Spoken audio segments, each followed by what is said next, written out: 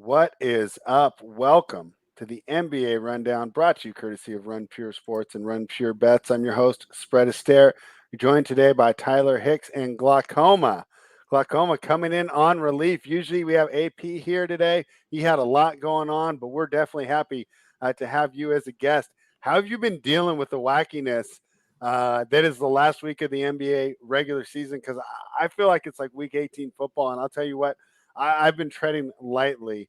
A lot of times I just pull it up and I'm like, this is just a disgusting slate. But I know on DFS it's different. How have you been dealing with all the ins and outs of the way the season's ending? Yeah, so you really got to stay locked in, more than ever, especially the last week of the season, because you have teams that obviously want to win, and then you have teams that don't want to win, and there's even middle ground teams, kind of like maybe what we'll talk about later, like Milwaukee today, where it's like, do they really care if they're the second seed or the third seed? So you have to be aware of that because they could play their starters like really soft minutes or sit them at halftime. So yeah, I mean, right now, what we've been doing recently is just targeting the really bad teams, more specifically the ones OKC, which we'll talk about later, of course, in the last game of the night. But just the really bad teams with guys that are trying to prove themselves, but the team as a whole doesn't have much to play for overall. So you target those guys, and then you plug in the studs that have something to play for.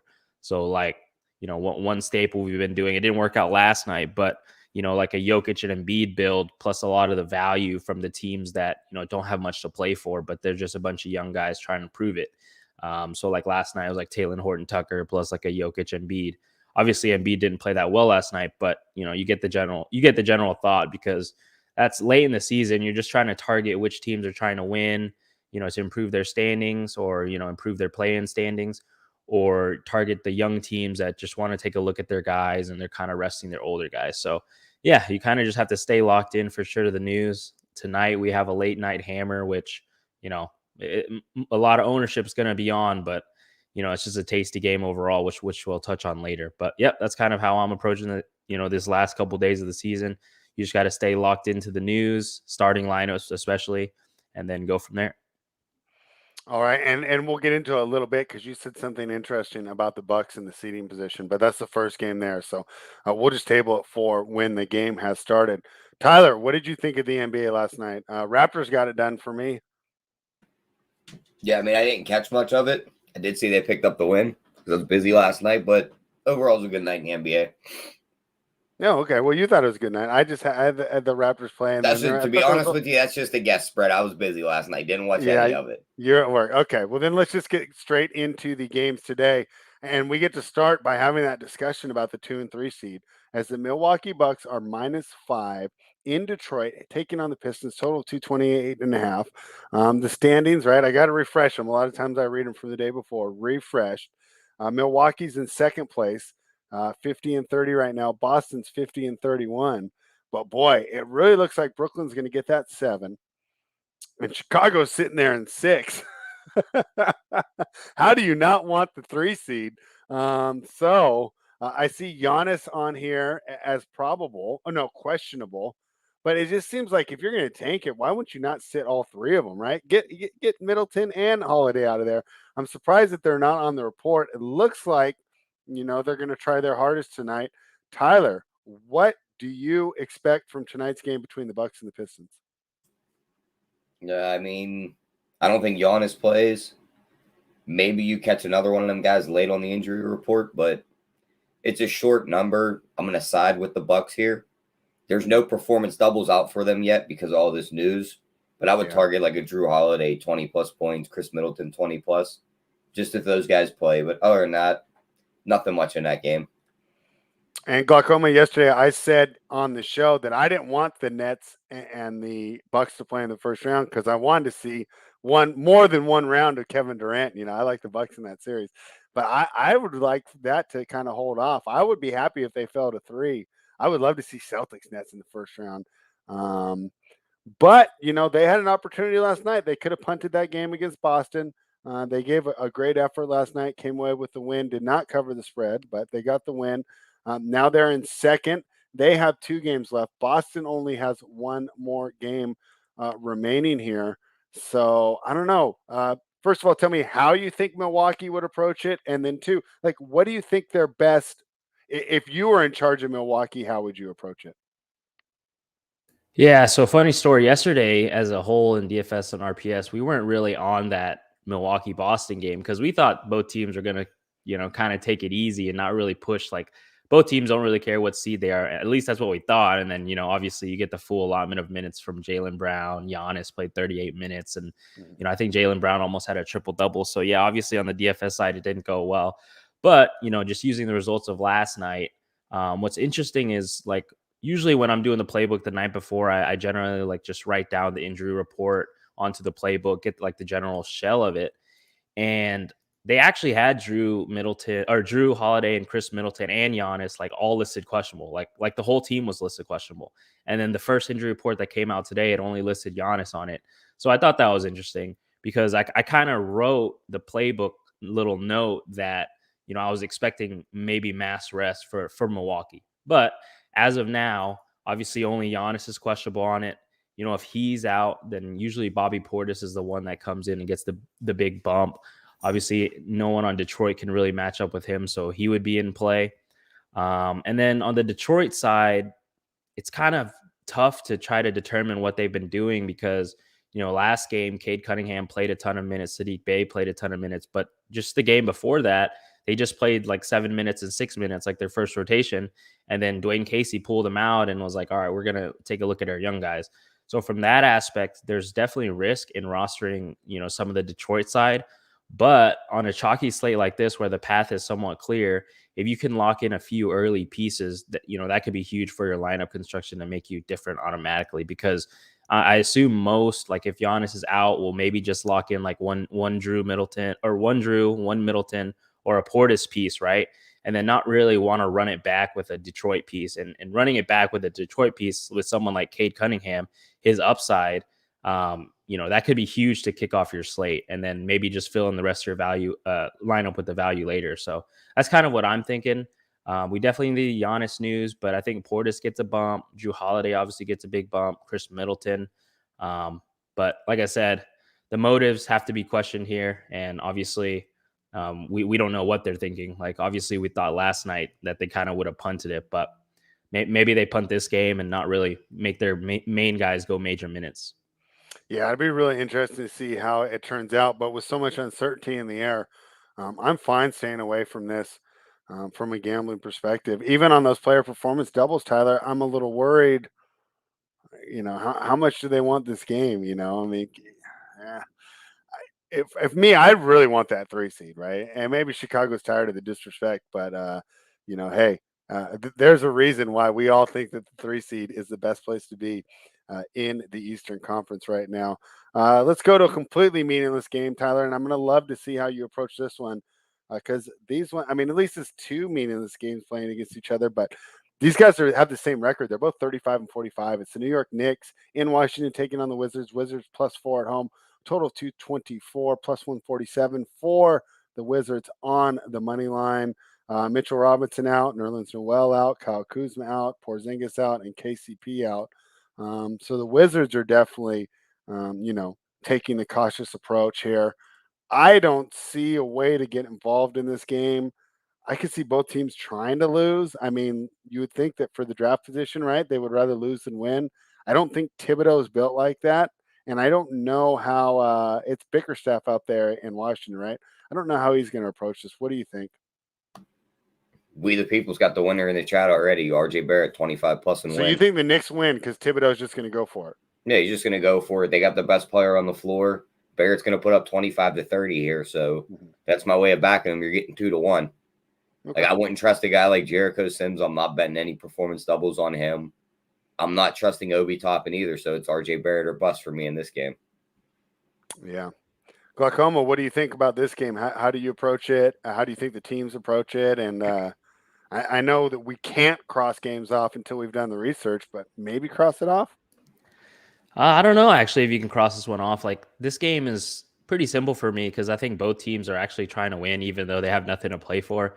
It's just kind of these two weird franchises that aren't run that well where you don't like you either tank or, you're just going to be in the middle ground, and you kind of always want to improve your draft position. But, they have young guys on each side, and we're kind of familiar with the injury situations, right? So, like, New York is obviously without Julius Randle. So you get RJ Barrett, Emmanuel Quickly, Obi Toppin gets a big bump with Mitch Robb out and Nerlens Noel out. They're going to play those young guys tons of minutes. So I think they're firmly in play. And then on the Washington side, obviously, Kristaps Porzingis is finally out for rest. KCP is out. So, you should get a bump to some of the young guys into the starting lineup. Rui Hachimura has been starting, but he should have way more usage with KP out. KP's just a huge usage hog. So all these young guys, I think, that bump into the Wizards lineup can be in play. Rui Hachimura, Denny Avdija would be my favorites. I assume Denny slides into the starting lineup. I mean, he's been playing well off the bench anyways, but if he slides into that starting lineup, I think he's a great option as well. So, yeah, I think this game is pretty predictable from a DFS standpoint. You're going to have fairly strong plays from each side. Like I said, New York Knicks, it would be RJ Barrett for me, Emmanuel Quickly, Obi Toppin. I think you can consider Jericho Sims. I mean, I've been playing him before last game, and Thibs was just like showing no signs of wanting to actually play him. He would sub in Taj Gibson and play Taj Gibson more minutes, so that was frustrating. But I think he played 30 plus minutes last game, and he dropped 38.25 fantasy points. So I think he's firmly in play now. They should give him the run because he's young, and hopefully at least. Maybe it was because he was playing well, but yeah, RJ Barrett, Quickly, Toppin, Jericho Sims from the Knicks side, and then Denny Avdija and Rui Hachimura would be my preferences on the Washington side.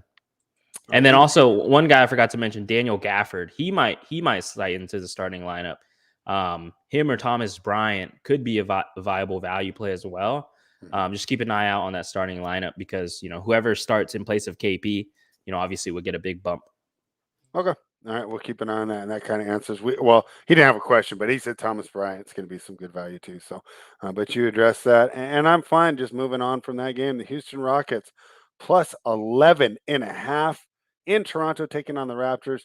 227.5 plus 529 for the Rockets on the money line. Toronto looked good for me last night here, Tyler. And I expect them right. Let's see. Where are they? Are they locked in now to 5? I don't know the tiebreakers. I'm pretty sure they're locked in. Yeah, they're 2 games up, so there's only 2 games left. And they're 2 games back, so there's no way they're catching Philly. Yeah, I mean, maybe Chicago could catch them. Regardless, I think they try hard tonight. I don't know. How do we think that the Rockets are going to approach this game, right? Because 11.5 is a lot for a Houston team that can definitely keep pace on the offensive end, doesn't play much defense. I could see the Raptors win by 20. I can also see them winning by 8. What do you think, Tyler? Yeah, I give me the points with the Rockets here. I think the Raptors are going to sit everybody. I mean, OG's already out.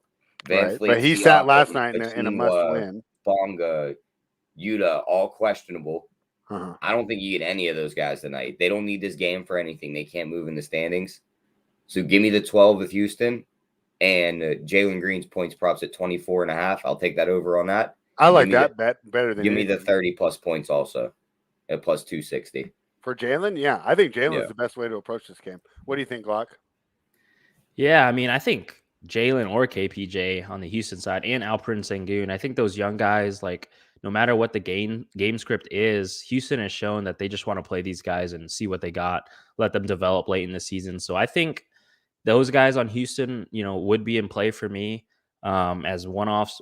And then maybe, depending on who's available, like Tyler said, they have a bunch of Q-tag guys, right? Fred VanVleet, Pascal Siakam, Precious Achua, Isaac Bonga, all questionable, right? And they're coming off a back-to-back from yesterday. So they could easily sit all of those guys.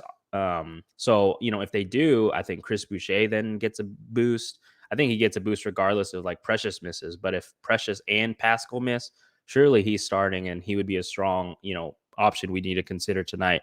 And then obviously, I think, if Fred VanVleet is in, I don't really want to play him. I think he's been kind of playing injured as of late. But if Pascal Siakam's in, I think he's a great spend up option tonight. He's not necessarily like a big, but Houston always struggles against guys that play big. So I think he would be one of my favorite options on the side if he's in. Otherwise, obviously, like, Chris Boucher would be a great option. So My interest on the DFS side for this game is likely just going to depend on whether or not these Toronto guys are in, right? If they're in, I think I don't know how the game's going to play, right? Houston's just so random. Obviously, KPJ always has triple-double upside. Jalen Green's been playing fantastic as of late. But maybe like if you have like one of Fred VanVleet or one of Pascal Siakam in and then the rest out, then the game could play somewhat competitive and be, you know, an option that you consider to like mini correlate in tournaments. All right. Thad Young brought up in the chat. What do you think? Yeah. Like he could start if Precious is out as well. I mean, I think he's just kind of unpredictable as in what he likes to do, right? We need a starting lineup to really determine. I would prefer Boucher if he starts, but Thad Young if he starts, great option as well. And then one guy I forgot to mention, if Fred VanVleet's out, Gary Trent is also a great option. His price tag has dropped a lot. I think he's in the high 5Ks. So if Fred VanVleet is out, if Pascal is out, he's a great play. He's gonna just chuck as If much they're as possible. both out, he's gonna be like 40% plus, right? Yeah, I mean it's a large slate, and if you just look at the value you have later, half of your team is gonna be from this Lakers OKC game. So I think the rest of the lineup, you know, is where you can get different. And, you know, I think ownership's going to be spread out because we have such a large slate and you have a stud like Luka later, but he's in a large spread. So, yeah, I don't think he'll be overly owned, but he could be. All right, good knowledge there. Let's move on to this next game. Okay, so I've kind of just, brushed away these last three. I think this one's interesting. I really want to break this one down from a handicapping perspective because I'll tell you what, I'm tempted by this number. But Tyler, I wanted to talk to you before I got involved. The Cleveland Cavaliers have Evan Mobley questionable here, right? And that's an upgrade, which makes me think he's got a great chance to play tonight. They're catching 8.5 against the Brooklyn Nets. And I know, the Brooklyn Nets are great and all that great stuff, but 8.5's a lot for pretty much an inconsistent Brooklyn team that could have Mobley back in the lineup. I'm leaning towards taking the points. Of course, I want that confirmation. But let's say we get the confirmation, Tyler. It's still plus 8.5, and I know that Mobley's playing. I would take the points, but I want to talk to you first because we, the people yesterday, said that you can't talk me off the side. You can. If you tell me here that's a terrible idea, I will not play this. What do you think of the Cavaliers and the Nets? I mean, small lean to them with the points. I need to know he's on the floor or not. It says he plans to play. He's a game time decision on underdog. Right. So I think he's going to be out there. I still think Brooklyn somehow finds the way to win. Just like we, the people, said Kyrie's going to go off in the spot. It's against a former team. Now he's got Garland guarding him who can't play defense at all. This is one of them spots where I wouldn't hate betting his 4+ threes and Brooklyn win at plus 160. Mm-hmm. Him to score 32 plus points and Brooklyn win plus 225. Mm-hmm. I also wouldn't hate going to Seth Curry because he might draw some of that bad defense also. 15 plus and win plus 215. 3+ threes and Brooklyn win plus 150. That'd be some of the ways I'd approach this one. So you think Brooklyn's going to win, but you're with me that Cleveland's got a great chance to keep this close, right? I don't think this is blowout city, right? Yeah, I think they can keep it close. Okay. What do you think, Glock? Yeah, so I think this game, has some appeal to it for me in daily fantasy from like a stud perspective, right? Like Well, first of all, is Cleveland going to keep it close? Should I take the 8.5, assuming I know that Mobley's in? I think so, right? Like if you look at that 7, 8, 9, 10 seed, Cleveland, Brooklyn, Atlanta, Charlotte, they each have Cleveland is one game up on Brooklyn and Atlanta. Brooklyn and Atlanta are tied. And then Charlotte is one game back of Brooklyn and Atlanta. So, and all four of these teams play tonight, right?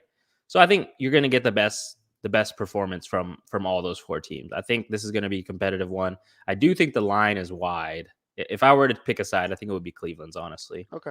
Now let's hear the DFS breakdown. Yeah, you saw what the Knicks did, right? They just choked away another lead, but I saw that. Trust me. They were looking good, like for the most part. And if Cleveland gets Evan Mobley back, yeah. If Cleveland gets Evan Mobley back, then yeah, that's definitely an upgrade. But yeah, I think from a fantasy perspective, I think I like the studs here, right? We're gonna have a lot of value on this slate, so I think picking your studs, your mid-tier guys, is what will differentiate your builds from everyone else. So if you do think it's going to be a close game and you do think it's competitive, then you could consider like mini correlating this game, like having a Darius Garland or an Evan Mobley and then running it back with a Kyrie or Kevin Durant on the other side. I like what you said about the Kyrie Irving revenge. You kind of get a little revenge narrative here, right? Because he used to play in Cleveland, made that big shot that no one will forget. So, yeah, I think personally I would prefer KD of the two Brooklyn studs. I mean, I'm always a team KD guy. I just think his paths to a ceiling game are much easier than that of Irving's, right? I think Irving has to score like 50 raw, and then he'll get you like 5 assists, couple rebounds to, really get a ceiling game. But as you saw last game, KD, he was like terrible through 2.5 quarters, and then he exploded against the Knicks, ended up with a triple-double. So I just think his path to a ceiling game is easier than Irving, so I would prefer Kevin Durant. But yeah, I think this game, you can consider like the mini correlations from the studs on each side, right? Darius Garland, Evan Mobley if he's in, and then you pick one of Kevin Durant or Kyrie Irving. I think that's an interesting build on this game. All right. I like it. Anything more on this game, Tyler, before we move on? The only other things I'd play in this game would be Garland's points plus assists at 34.5. I think he has a very good chance of going over that number. And Andre Drummond over his points plus rebounds at 20.5. Okay. Yeah, I like both those. I got to talk to you about this next game. The Atlanta Hawks are in Miami taking on the Heat. This was like -4.5 last night. It's +2. I thought I was going to pull up this injury report and see Butler, Adebayo, Hero. Like, yes, I see like the whole bench is on here. Caleb Martin, Yurtseven, Markieff Morris, Haywood Highsmith, okay, whatever. Gabe Vincent and Dwayne Dedmon are all on here, right? But how does this line move 6 points? What am I missing here? I don't get it. Do you know, Tyler? I can't figure it out. No, but if there's any team on this board that has nothing to play for, it's Miami. Right. No one can catch them. They locked up the 1 seed. They actually didn't lock it up. They have to beat Orlando on Sunday to lock it up. You sure? Because I seen all the things on Twitter. It said they locked it up last night. I think it's clinched. Yeah. Oh, you are right. You think are it's right clinched. because Boston was the only one that could beat them. They have the tiebreaker on Milwaukee. They're in. Wouldn't be surprised great if this point. is the team that plays their starters like 10, 15 minutes, and then all of a sudden you never see them again. So if I'm betting this game, it's Atlanta or pass for me. So you think, and actually I think you're correct here, that the line movement was they opened this line while the games were still going. Then they realize, hey, Yeah, Miami has hadn't- nothing to yeah. play for now because of all the results. They're clinched, and they've moved it off the idea that Butler's going to get like 15 minutes. Bam's going to get like Glock talked about with Detroit that one day, maybe just one rotation. Did you guys hear about what happened with Detroit that day when they sat them guys after 8 minutes? I did. What happened? They said supposedly Cade, Bay, and who was the other guy that got sat? Stewart? Yeah. They say they were going back and forth with like a group of fans right by the bench, like just Interesting. arguing the hell out of them. And then the coach was like, "Yeah, we're Was it done a home here." game or a road game? I'm pretty sure it was a home game. It happened. They were yelling at their own fans. I mean, you could have opposing fans in the arena. It's Detroit. Who would travel to Detroit for a game? You never know. Okay, well, I'm going to look into that. I didn't know about that either. That's good knowledge, Tyler. So you think, and now that you say it, it makes a lot of sense to me, that Miami's going to play a real, I don't know what the right word would be, liberal rotation tonight and have 12 to 15 players going? That's my guess. Okay. I think you don't see the big guys much. I think they play your 10, 15 minutes, and that's it. You That start means it's seeing hard other for us guys to get get involved rotated in. on Yeah, this game then on the Miami side, right? I'm the Atlanta or pass. It's still going down. It's down to Atlanta -1.5 now. So Okay. everyone just lining up and betting Atlanta is looking like. Okay. So you like Atlanta. Are you going to do a performance double here? Yeah, I don't hate the Trae Young double and win at +160. Okay. I would even do his 32 plus points and Atlanta wins at +330. I like that better. Yeah, or his 35 plus and win at +540. Oh, I like all those. If you think he's have a big night from 5 plus threes, Atlanta wins +630. I mean, if they're sitting their best guys and he gets to go against Duncan Robinson and Tyler Hero, how is he not going to go off? The guy, he's going to go off tonight. Yeah. All right, so we kind of think Trae Young has a big night. Glockoma, what do you think of the Heat and the Hawks? Yeah, I'm right there with you guys, honestly. I think, like I said earlier, Atlanta, they can potentially improve their playing position with a win here. So you think they want to play their guys. Trae Young, obviously, would be my preferred option on the Atlanta side. And then you have Bogdanovic that is questionable. So if he's out, you can always consider someone like Kevin Huerter, Danilo Gallinari, DeAndre Hunter in tournaments, as they'd get a nice boost. But if Bogdan's in, I always kind of feel like it's like you're playing a game of roulette, right? You just have to choose one of those 4 wing guys that's not Trae Young and just hope that person goes off. So, I would prefer Bogdan to be out before, picking one of those secondary wings. Otherwise, it would just be Trae Young, in consideration for me on the Atlanta side. And then, yeah, like you guys said, Miami's locked into the 1 seed. So I wouldn't be surprised if they started and got sat at half. I think 2 years in a row, I just remember the notification where it's Eric Spoelstra has started this person over Spoelstra's Jimmy Butler. Not there, is he? Oh, he's not? He's still out for COVID stuff? I think so. Okay. Well, either way, I'm sure he would have control over it. And, resting at halftime, sitting their guys at half could be, totally in the cards. So from a DFS perspective, it's a 9-game slate. I don't think you really need to risk it. So just fade the Miami side. And then the head of the snake for me on Atlanta, Trae Young. Wow. So, yeah, that would put some pressure on Brooklyn there if Atlanta gets that win tonight. Very interesting how things are going to turn out there tonight, especially with Brooklyn. I think this is a closer game against the Cavaliers than the NBA odds suggest because, I know everyone just thinks Brooklyn's going to win, and Brooklyn obviously has the best 2 guys on the floor, but they're a top-heavy team that are really dependent on KD and Kyrie, and those guys can't go off every single night. Mobley makes that team a lot stronger. He makes every defender better because if I'm on the perimeter and I get beat, I got a guy there to go ahead and save me. It's not just a layup. So, interesting spot here, boy. I love talking to you guys. That game makes a lot more sense, right, after having this conversation. So, appreciate all that help there. And let's move on to another one of those teams that we were discussing, right? The Hornets currently in 10th place, plus 2.5 in Chicago, taking on the Bulls, 235.5 plus 122. Now the Bulls might be locked into their position. I'm not exactly sure, but regardless, they got to get a win just for some self-confidence, right? You got to think that they are, regardless of whether or not they need this or not, they're treating it like they do need a win because this team is just getting absolutely stomped. I don't know if the Bulls specifically listen to this show, but other shows have also been saying, hey, this is the team we all want to play in the first round, right? This is the worst playoff team that's available. You want to play the Bulls, right? I'm sure they hear that. I'm sure, after the way they started the year, they're in first place on New Year's Eve, right? On New Year's Eve when they were celebrating as the first place team. Now they're down to 6. You got to think that they want to turn it around. We get a great motivated effort from both teams here tonight. So we're going to see the best of both these teams. Tyler, who do you want in a game where we don't really have to handicap motivation? I'm double checking one thing because I'm almost positive Charlotte is one of the worst back-to-back teams in the league this year. Well, probably they've run like 18 miles every game. Let's see. Situation, no rest. Against the spread, Charlotte is 3-11 this year with an average margin of victory of negative 5.8 points. So they're losing games by 6 points. They've only covered 3 of their back-to-backs this year. Mm-hmm. Man, if there's a game Chicago's going to win before the playoffs, it's got to be this one. If they don't win Chicago might even have the better defense tonight.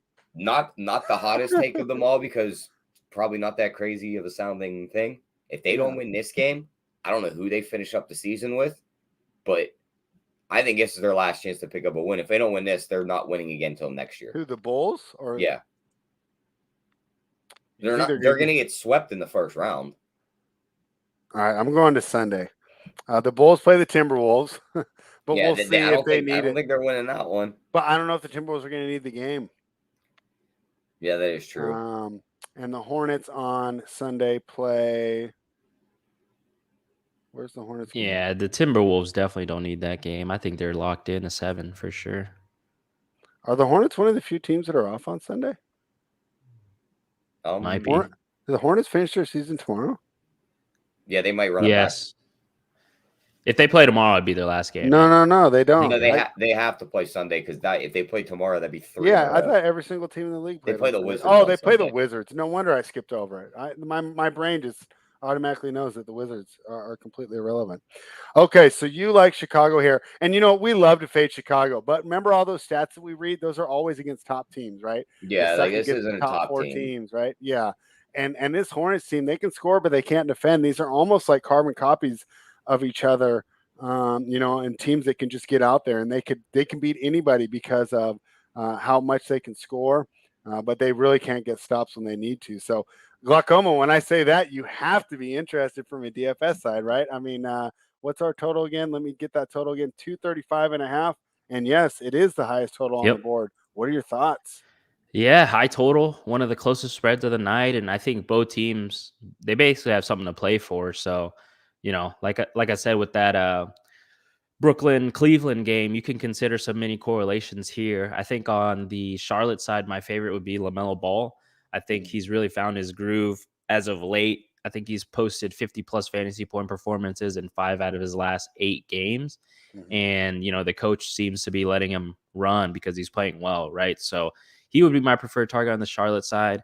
And then on the Chicago side, it's always tough to choose like one guy when all of their guys are in, like DeMar DeRozan, Zach LaVine, Nikola Vucevic. I think Vucevic is looked the worst out of the 3. So I don't think he would be my priority. I think the guy that's looked the best is definitely DeMar DeRozan. I think he's been in the best form of the 3. I'm not quite sure how healthy LaVine is. So, he's had like a probable tag, questionable tag, for these past few slates. So I think I would prefer LaMelo from the Charlotte side and then DeMar DeRozan on the Bulls side. But I would say DeMar DeRozan, from a fantasy perspective, I feel like he's similar to Kyrie Irving, where, these guys rely a lot on their raw scoring, right? So like DeMar DeRozan, he's been like high 8s, 9K range on DraftKings. And, if he gets you 40 raw points, sure, that's like great. You're going to see it on Stat Muse. Yay, DeMar DeRozan scored 40 straight points in like however many games. But you don't want that. Like you need like 40 points and 10 rebounds. You need that double bonus. You need peripherals. And when you're that price, that's what you want. So that I kind of lean not maybe running it back with this Chicago guy. I probably just want to play LaMelo just because he has triple-double upside. But like I said, if this game plays close, someone's going to have to eat on each side.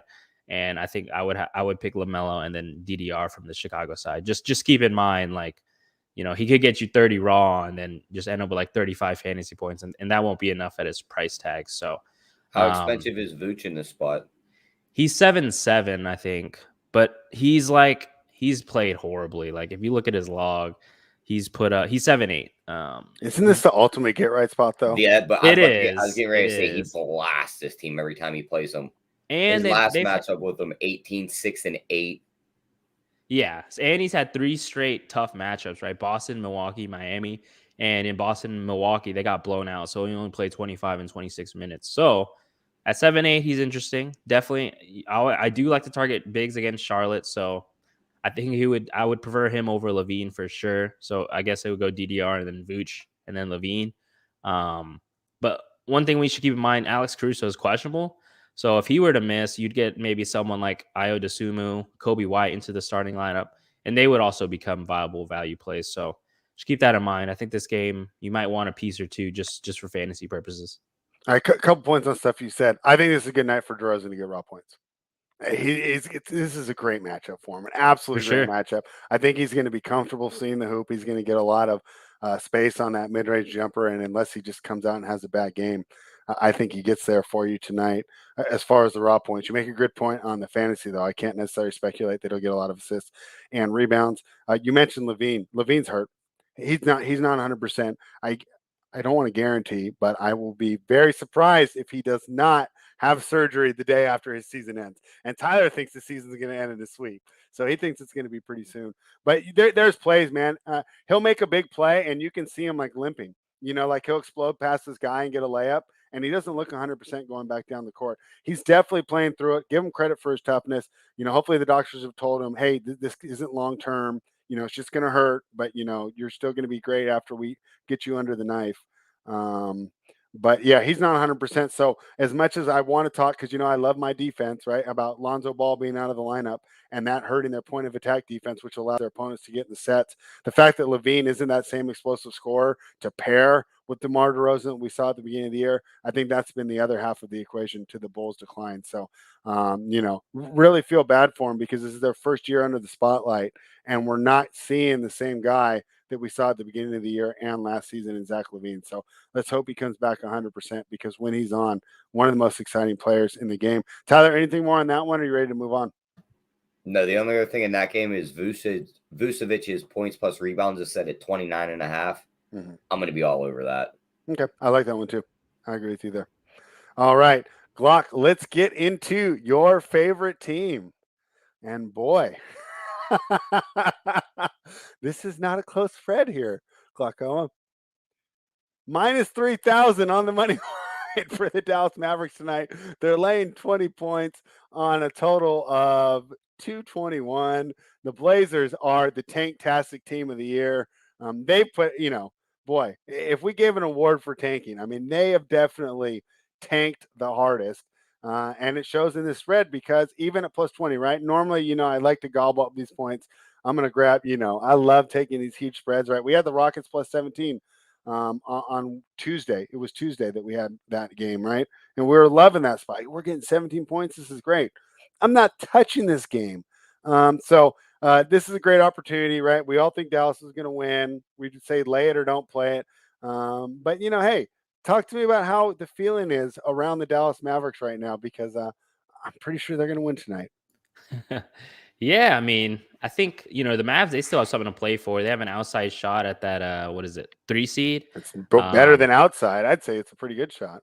Well, I think we need some help with, Golden State losing. And I just looked at Golden State's schedule. They play the Spurs and the Pelicans. So it's going to be tough. But, Dallas is going to be playing for it. So that's a good sign from a DFS One thing I'll jump in there, though, is I think the Spurs and the Pelicans are both playing for that home court.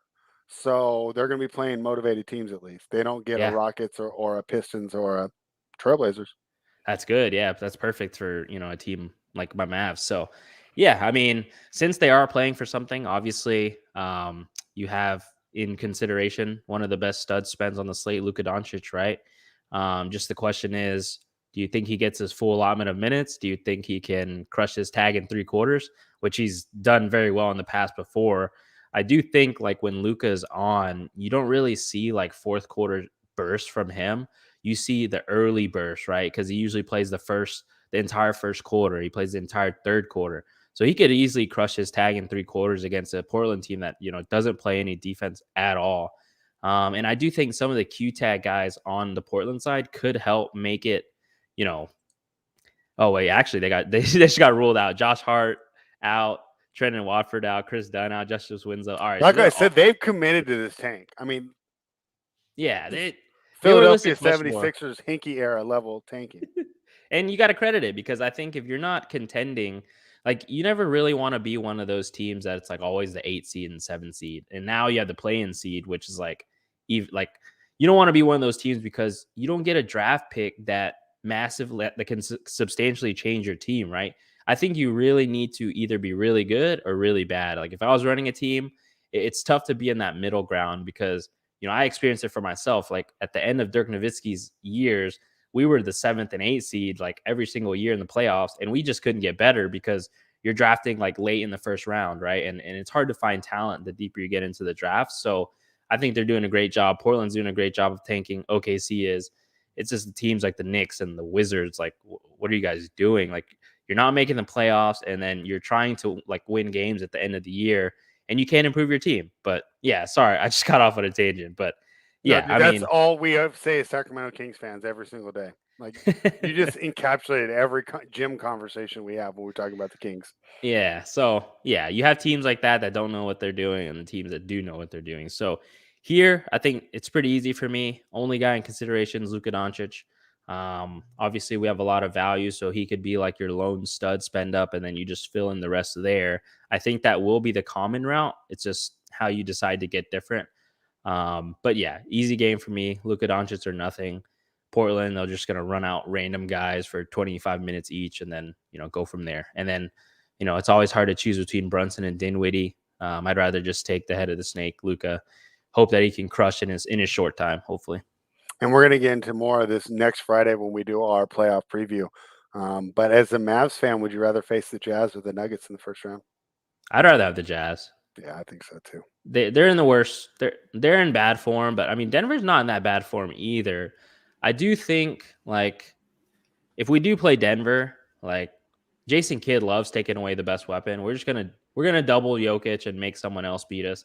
Obviously, Aaron Gordon has looked really good as of late. He's kind of crushed like randomly these past 2 weeks or something like that. So I do fear that. But yeah, Utah, they just don't seem like they have any confidence right now. Donovan Mitchell's like crying after games, saying that he's like feels like this is like the same as last year and the years before, right? They're just crumbling when it matters most. They're just like a regular season team. So yeah, I would prefer the Jazz. Luka has some bad blood with Rudy Gobert. I would like that matchup more than Denver for sure. All right, Tyler. I mean, I Jimmy forgot Butler I forgot they hate each other. What are we going to do when they're teammates next year, Glock? They have like a weird hate what do they relationship. not like each other about for? Where did that start? When they play each other, they like Yeah, Luka's always driving Yeah. and they're flopping against each other and stuff like that. But yeah, I did see those rumors that Rudy, could want to come to the Mavs if they have an early exit. Obviously, the Utah Jazz, they're gonna have to switch something up if they lose early. We talked about that on the show like this week, like who would you trade? And it's like the way the NBA set up, they probably trade Gobert. Yeah, but you could probably get more for Mitchell. But I think Dallas calls and they're like, here's 2-3 first-round picks, Dinwiddie, DFS if you want them, and whatever other little piece you want, give us our guy. Yeah, I mean, they're not gonna have to give that much up for Rudy. It'd be like one pick and one player, I'll bet. We'll see. They might come in with a hefty offer, knowing that he kind of unlocks the team, and they don't want somebody else coming in below him. And who else is trying besides Charlotte? He doesn't really fit on a lot of teams. He doesn't, but you'll get some random teams that look at him. Like, for instance, Atlanta. They have Capella sitting there who's stone-footed as hell now. He can't move. They're like, wow. Yeah, but they got a Kongwu. Yeah, but a Kongwu's no Rudy Gobert. Yeah, so it's like, I mean, how much do you want to give up? You want to give up more than a first rounder to slightly upgrade at center? No, if you're Atlanta and they're like, give us Capella in a second. And it's like, all right. We just then Dallas has a first. I don't think the package will be that big because everyone's going to know Utah's in shambles and that they need to make a change, right? So it's like either a bad team's going to overpay or overcompensate for him, or a good team is going to get him at a nice deal. That way Utah can just blow it up. The issue is I just don't think Donovan Mitchell makes his teammates better. Like, sure, he can take a step like Devin Booker, right, who is kind of just known as like a raw scorer. And then we kind of saw what he did when CP3's out. Actually, he could play point guard and make it better. But Donovan Mitchell's been doing this, right? And we've seen instances where Mike Conley's out of the rotation and Donovan Mitchell can't even crack 5 assists a game. Like, he's just a scorer to me. And I'm not sure if he can ever like take a team really far unless, he gets, maybe he's like a second option or something. I think he's a best second option in my opinion. I don't think he's like an elite superstar. Obviously in the bubble he went off, but I was just going to say that. Is he a bubble booster? It was scoring. About Jamal Murray. Yeah, it was Anthony Davis. I mean, obviously he's pretty good, but he's not the same player he was in the bubble, right? Jimmy Butler, right? And I'd throw Donovan Mitchell in there too. Take out that bubble, and he's been good. Not a number one. What do you think, Tyler? No, I agree. There's definitely guys that have played in the bubble that looked a lot better that aren't that good. Yeah. And just like I've always said, we've all shot a basketball here. You shoot on the same hoop repeatedly. All of a sudden, you get the feel for that rim. Yeah. You're locked in a bubble. You're shooting on the same 2 hoops. You walk away after one hot streak in a game. It's like, well, I'm walking right back on the floor with that again the next game. So that's what I think. I think he was bubble, but I think he's a solid player. But he definitely put up his best numbers. He's solid. He's a really good scorer, but he just doesn't make his team better. But when you're talking about him as a number one, right, and you got to go against guys like Embiid, Giannis, Luka, Steph, right? I mean, he's just not in that tier. Not even close. Not even close. I think you can count the amount of doubles he had on one hand, and he's played 300 plus games, I think. So yeah, that's just my take on the situation. I mean, you obviously see it, right? I also don't like his conditioning. He really falters towards the end of the game and gets out of control sometimes. He's a small guy. He's really small, actually. He's not that big. All right. Anything more on this game, Tyler? Did I miss a prop or something here? I mean, the only things I would bet in this game would be Reggie Bullock 3+ threes and Dallas wins at even money. Okay. The Jalen Brunson 2+ threes and wins plus 150. That's what we the people likes. If you think Luka's in there long enough, Luka triple-double in Dallas wins plus 265. I think those odds are way, way too low to play that, though. Yeah. And then maybe a Dorian Finney-Smith 2+3s and win. The only ways I'd be approaching this one. Okay, and I'm fine completely staying away from this game. I mean, like, The Trailblazers. number's just too big. Like, I just can't do anything with it. They're going to win the game, but I don't know if it's by 20. Yeah, it's like at this point, it's just like sim to the end of the season there, like on a 2K if you're the Blazers. The Phoenix Suns in Utah taking on the Jazz, -2.5 for the Jazz here. Our guy Donovan Mitchell, 228.5 here, +122 for the Suns. Let me check this report. Why is it all green? They're playing all these guys? That's a surprise. What are you going to do? Sit your guys for a week and a half before you got to come back on the floor and play a meaningful game? You're not going to kill this momentum they built all year. Why were they on the injury report for the first place? Well, they were in it for the last game. They sat the last game. So you got to be on the injury report. I got it. Okay. That makes sense then. Okay. Good explanation. All right. So what do you think of this one? Could it be like, a one wave and then hit the bench? They're not going to be playing in the fourth quarter, right? Could be, but if there's any team that's just like, we don't want to lose our momentum, we've played this way all year, let's just keep doing it, probably Phoenix. Like, they're not going to play another meaningful game until the first round starts, Fred. So you can't start sitting your guys now like when NFL teams sit their guys in week 15 because they're locked up in the 1 seed. What happens every time they roll out of that bye week? They're flat-footed and they get punched right in the mouth. I know it's a 7-game series. They could probably wake up before then, but I'm taking Phoenix here. I think they're just going to take their momentum and just keep rolling with it. Okay. Well, yeah, I'm fine with a Phoenix bet here. I'm just afraid to do it because I'd be so pissed if, they're up like 50-42 at halftime and then, none of the guys come back in the game. I mean, that's anything with these last few days, though, with these games.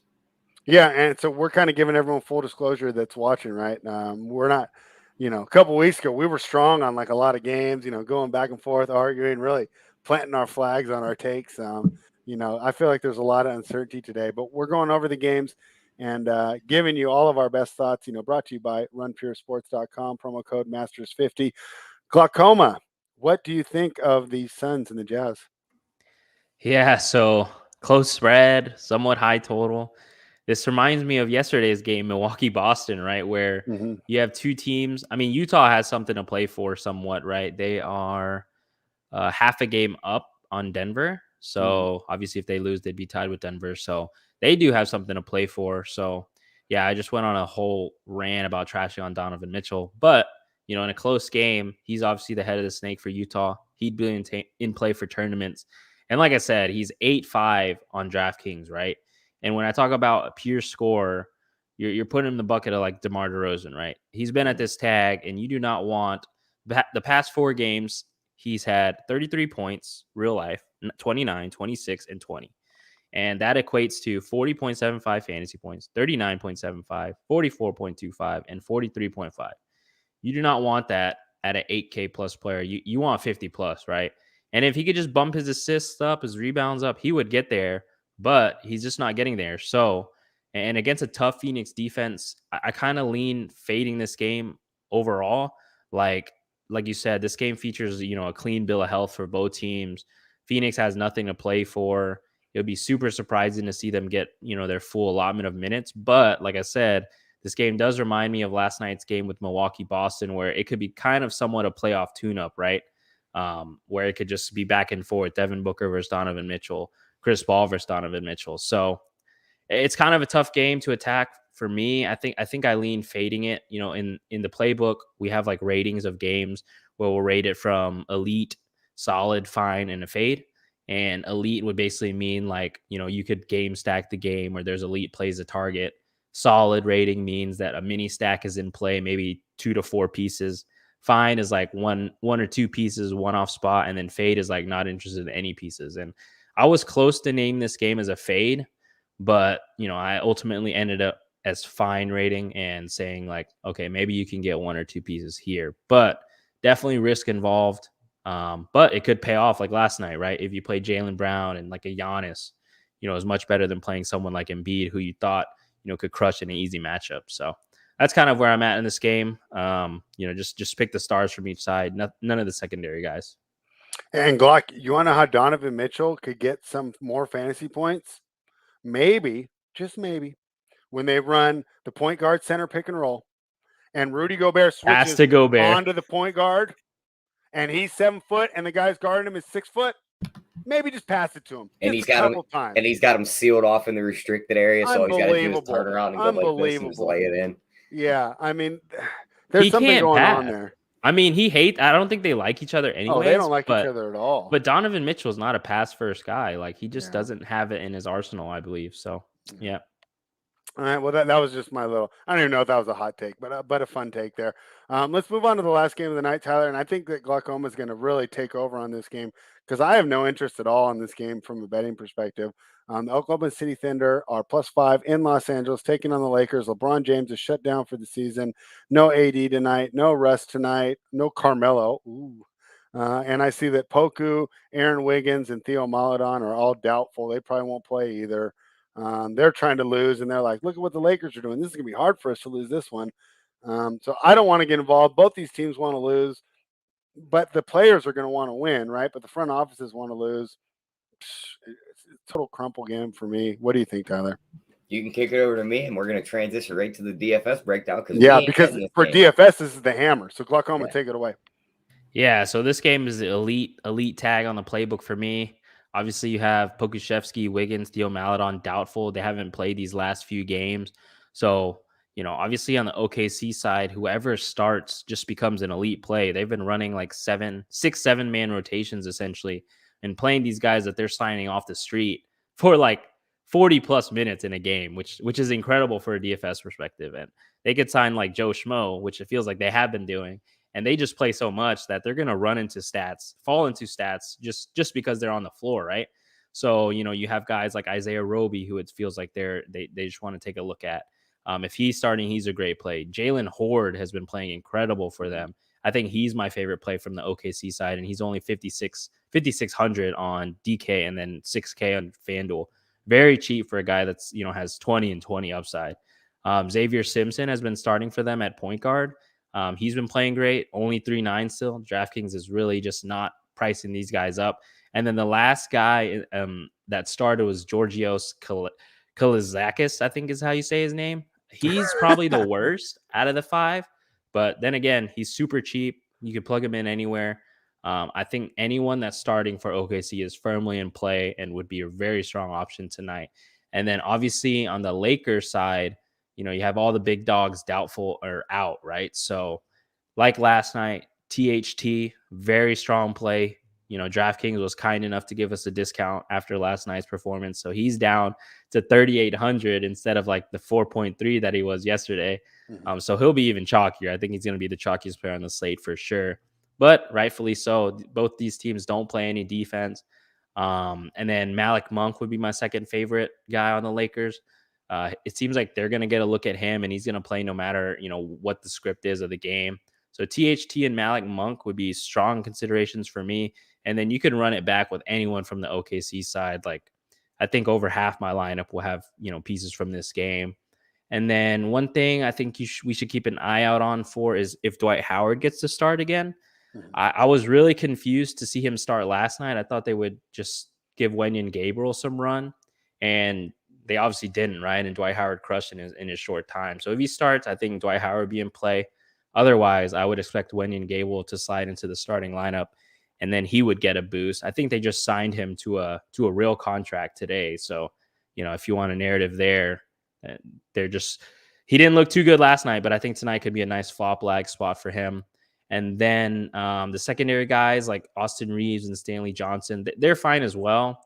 I just don't really prefer them because they're not really heavy usage players. I would prefer THT, Malik Monk for sure. And then someone like Dwight Howard, he always gets usage when he plays too. So yeah, I love this game. I think everyone's going to love this game from a DFS perspective. But seeing as it's the last game on the slate and, it's an island game, right? So I don't know if people might see that Poku doubtful tag or that Wiggins doubtful tag, Theo Maledon doubtful tag, and be like, maybe there's a shot that they play and it screws up these OKC plays. But I think it's a risk that you should take because the prices on these OKC guys are just way too cheap still. And it doesn't account for, what they've been doing rotation wise with OKC. So yeah, love this game. definitely going to have a ton of it in my core, in my lineups tonight. I think you definitely need exposure to it. Yeah. All right. Yeah, great breakdown there, because other than that, we really had nothing to talk about on that game. So that's it, guys. And I'm sorry that we're kind of muted today, right? I mean, normally you come on here and we got a bunch of bets that we want to make, and we're outlaying like thousands of dollars by the end of the episode. But that's just not the case today. I think it's really a tough slate here. But we're on here, we're hanging out, right? We're talking some ball, and we're just letting you know our thoughts, and we're being honest and transparent that, hey, this is a betting show brought to you by a betting company, but there's not a lot that we really like on the betting board. So I hope you guys do appreciate that, right? And it's not just trying to force plays, for the sake of the sports books getting a lot of action. But that doesn't mean that we're not going to find a best bet, because there are a couple games that I have circled that I did bet. So we're going to get into those right now. Tyler, let's start with you. What's your best bet for today's side total or prop? Mine's going to be that Vucevic points plus rebounds over 29.5. All right, Glock, what do you got for us? I'm going to take Atlanta -2. I think Miami doesn't have anything to play for. You could totally see their guys sitting at half. Atlanta's going to go for the win. So I think that line's too short for a team that wants to win versus a team that doesn't want to win necessarily. So, yeah, that'll be my best bet. Atlanta -2. All right, I'm going a similar route. I'm taking Chicago -2.5. We talk about how bad Chicago is against the best teams in the NBA. Charlotte Hornets aren't one of the best teams. One of the worst defenses. Chicago, Chicago, it's gonna be like the Spider-Man meme when they're looking at each other's defenses, right? They're just pointing at each other with these completely inefficient defenses. But this is Chicago's chance to make a stand tonight. I'll go ahead and bet the Bulls -2. Tyler, yesterday we did the parlay in the Discord because the injury news had so much that you were waiting on to get the performance doubles. Did you find something today, or is this going to be another Discord only day? Yeah, I'm just going to take Kyrie Irving 4+ threes and Brooklyn wins. Okay. RJ Barrett 25+ points in New York wins, and Jalen Green to score 30+ points. That gets you 30-1. That's great. That's a great number. All right, Glock, love having you on here. You are going to come back next week because we're going to do like a full playoff preview, guys, and they'll be before the playing games for Thursday and Friday. So rather than just coming on and just breaking down the one game that's that night for Thursday and Friday, we will do the Eastern Conference will be next Thursday, and the Western Conference will be next Friday. And we'll go ahead and break down the playoffs. We'll give out some future bets. Try and attack it. Last year, don't want to pat myself on the back too much, but on our playoff preview show, I did give out the Milwaukee Bucks at 10-1. And hey, there was a lot of people couldn't believe it, right? And so I was definitely proud to be able to hit that one. Can we do it again this year? You'll find out next week. So Glockoma is going to be joining for that. But do you have any words of wisdom before we sign off? No, I mean, like I said, if you guys are playing daily fantasy tonight and for the next 2 days, right? Just stay peeled to the news. Be really aware of, who could sit, who could not sit.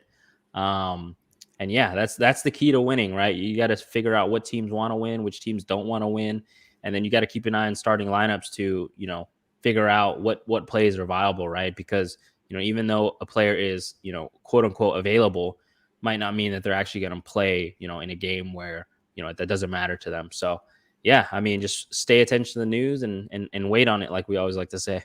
Yeah, complicated time to try and be playing DFS. So always nice to have a team of experts like runpuresports.com. Promo code Masters50. Tyler, anything else? Nope, that's it. We'll be Yeah, back. man, I can't wait till next week. We'll be back, Monday with the play-in show. No show Monday. The play-in show will be Tuesday. And so we'll do Tuesday. We'll have 2 games to do. We'll break that down with Travis. Wednesday, we'll have 2 games to do. We'll break that down with Hoop.